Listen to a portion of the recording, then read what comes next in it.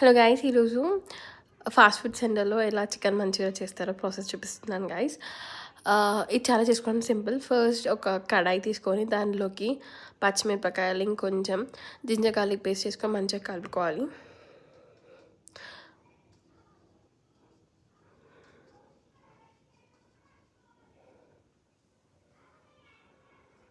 ఆ తర్వాత కొన్ని వాటర్ వేసుకోవాలి గైస్.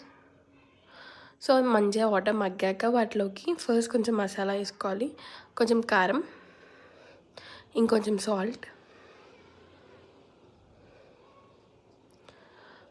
అన్నీ వేసుకొని బాగా కలుపుకోవాలి గైస్. సో కలుపుకున్న తర్వాత చికెన్ మంచూరియా అవి ప్రిపేర్ చేసినవి వాటిలోకి వేసుకోవాలి. సో అవి వేసుకొని కొంచెం మగ్గాక తీయాలి. సో వేడి వేడి చికెన్ మంచూరియా రెడీ. ఇక్కడైతే టేస్ట్ క్రేజీ ఉంటుంది గైస్, వన్స్ ట్రై ఇట్.